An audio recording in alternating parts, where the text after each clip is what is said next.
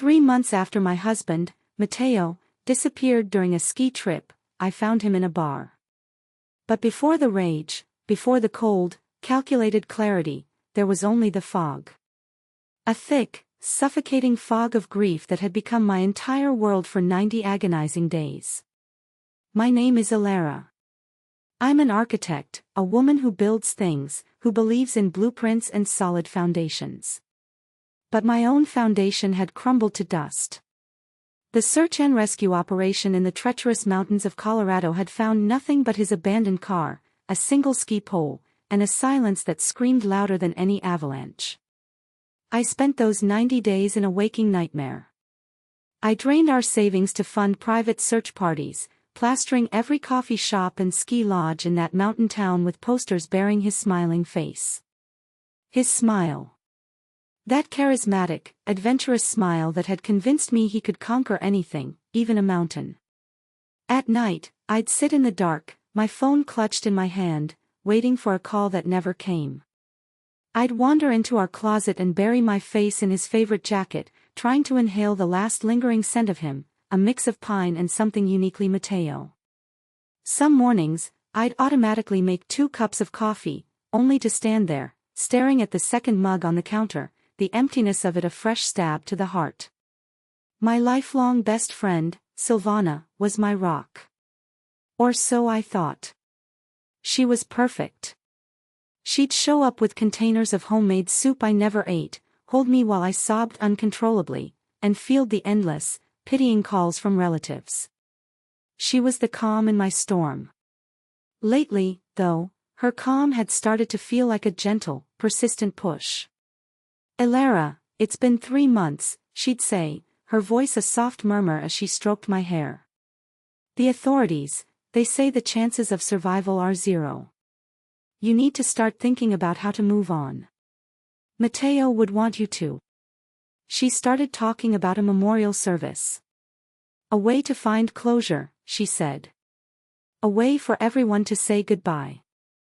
And in the depths of my exhaustion and despair, I started to believe she was right. Maybe closure was what I needed. Maybe a formal goodbye would finally allow the fog to lift, just a little. The idea of a memorial forced me to sift through our life together, searching for memories to share in a eulogy. But as I did, my mind kept snagging on moments that didn't fit the perfect, grieving widow narrative. It was like curating a museum of toxic memories, each exhibit a small crack in the facade of our marriage. The first exhibit was our 5th wedding anniversary. I'd booked a table at a Michelin-starred restaurant months in advance, a place he'd always talked about. I waited for 2 hours, sipping water, the waiter's sympathetic glances burning into my skin. He finally rolled in after midnight, smelling of campfire and cheap beer. "Babe, you know I can't stand that stuffy crap," he'd said, kissing my forehead as if that fixed everything. Me and the guys had a spontaneous trip. "You get it." I didn't, but I nodded. The second exhibit was the night I won the prestigious National Architects Award. At the celebration party, surrounded by my colleagues, he'd slung his arm around me, a wide grin on his face. "She earns the money, I live the life," he announced to the group, who chuckled politely. Perfect arrangement, right? He said it like a joke, but his eyes held a glint of something sharp, something resentful. He was diminishing my greatest professional achievement into a punchline about his financial dependence. The final exhibit was more subtle. It was the collection of moments between him and Silvana.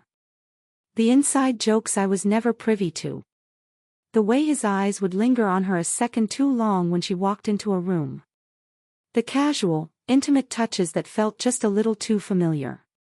I'd always pushed the thoughts away, scolding myself for being a jealous, insecure wife. I was just imagining things. They were like brother and sister. Weren't they? These memories didn't make me suspect him. They did the opposite. They fueled my guilt, twisting into a painful narrative that I had failed him. I wasn't spontaneous enough, not fun enough. I was the boring, responsible wife who couldn't hold on to her wild, adventurous husband. The fog of grief was so thick, I didn't see the cliff until I was standing at the edge of it. To take a small, hesitant step towards moving on, I let my new colleague, Beatrice, drag me out for a quiet drink. She was nice, bless her heart, and didn't know the full extent of my tragedy. She just thought I was a workaholic who needed a night out. She chose a dimly lit lounge in a neighboring town, a place I'd never been, which felt safe. Anonymous. We found a small table in the back. The air was thick with the low hum of conversation and the clinking of glasses. I was nursing a glass of wine, trying to engage in Beatrice's cheerful chatter about office politics, when a sound cut through the noise. A laugh. A deep, familiar laugh that made the hairs on my arms stand up. My head snapped up. Across the room, shrouded in the shadows of a secluded booth, I saw a silhouette I knew as well as my own. The broad shoulders, the way he tilted his head back when he laughed. It couldn't be. My mind was playing tricks on me. It was the grief, the exhaustion. But then he leaned forward into a sliver of light. It was Matteo. He wasn't gaunt or traumatized. He wasn't a ghost. He was healthy, tanned, and smiling, his eyes sparkling with amusement. He was laughing intimately with a woman, his arm draped casually around her shoulders. As she turned her head to kiss him, the dim light caught her profile, and the air was stolen from my lungs. It was Silvana. My body went into a state of shock. I couldn't move, couldn't breathe. Beatrice was still talking, but her voice was a distant buzz. I slid down in my seat, hiding in the darkness, my heart hammering against my ribs like a trapped bird. And I listened. Their voices carried across the room, sharp and clear in my sudden, silent world. They were toasting with champagne. To our new life, Matteo said, his voice smooth as silk. He kissed her, a long, lingering kiss. I told you she'd eventually give up. The memorial service is next week. After that, we're finally free. Silvana let out a tinkling laugh, a sound I once found comforting, now grotesque. She's so predictable. Crying her eyes out while we've been planning our escape. You owe me big time for this idea. Convincing her to have a memorial. Genius. It makes everything so much cleaner. The calculated cruelty of it, the sheer audacity of their plan, to not just leave, but to orchestrate and watch my prolonged suffering for their own convenience, hit me with the force of a physical blow. I felt the fog burn away, replaced by something cold, hard, and terrifyingly clear. I slipped out of my chair, mumbled an excuse to a confused Beatrice, and walked out of the bar. I didn't run. I walked. The drive home was a blur. There were no tears. The woman who had cried for 90 straight days was gone. In her place was someone else, a stranger forged in the fires of betrayal. The charade was over. They didn't just betray me, they wanted to humiliate me, to make me the final, tragic punchline in their sick joke. I would not be their victim. I would finish the story they started, but I would write the ending. The next morning, at precisely 8 a.m., my first call was to my uncle, Tio Ramiro. He was a retired lawyer, sharp as a tack, and the only person in my family who had never fallen for Matteo's charm. My voice was steady, devoid of any emotion. Tio Ramiro, it's Alara. I need your help.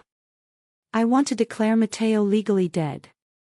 As quickly as the law allows.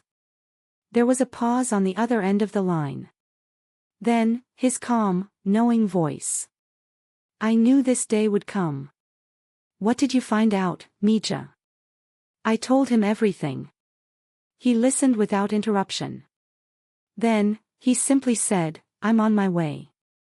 While I waited, I started planning the memorial. My memorial. I pulled up the security camera footage from our home system, scrolling back through the last 3 months. And there it was. Crystal clear evidence of them sneaking into my house while I was in Colorado, packing his most valuable watches and first edition books. And then, the final violation, footage of them in our marital bed. I saved it all. A quick search of his credit card statements, which I still had access to, revealed another secret. 6 months ago, he had rented a long-term storage unit. The plan had been in motion long before the skis ever touched the snow. The day of the memorial was appropriately somber and gray, a fine mist hanging in the air.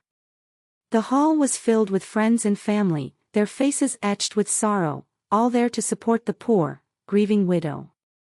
Matteo's sister, Lorena, was sobbing in the front row. And next to her, dabbing her eyes with a tissue, was Silvana, playing the role of a lifetime.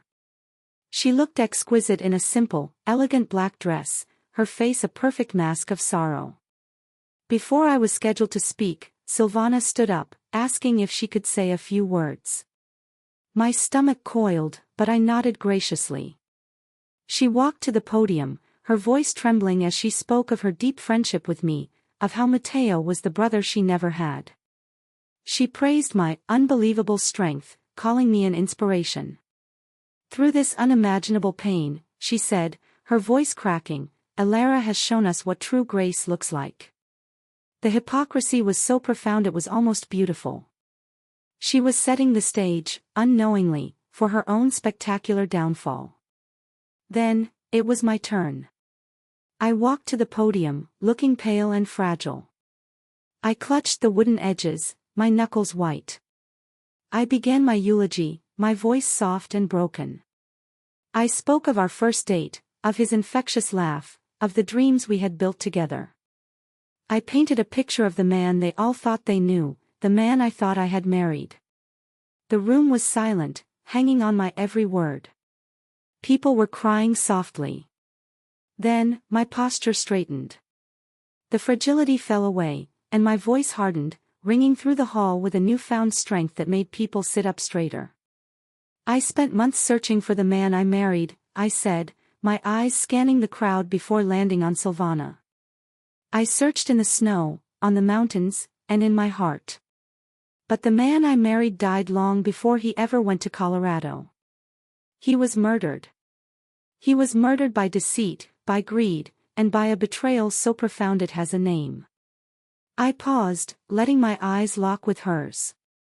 And its name is Silvana. A collective gasp rippled through the hall. Before anyone could react, on my cue, a large projector screen behind me flickered to life.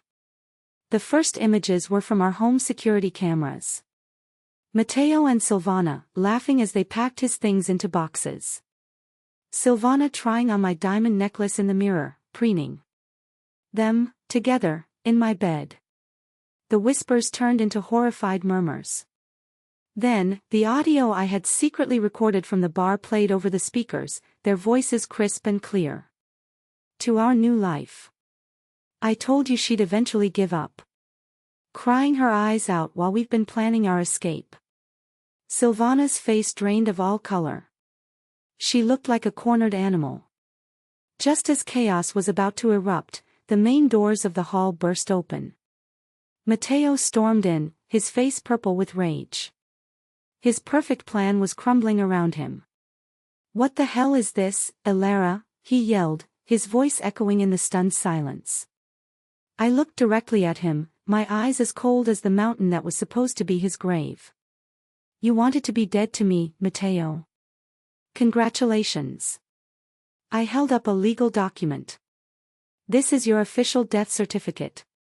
You are legally dead.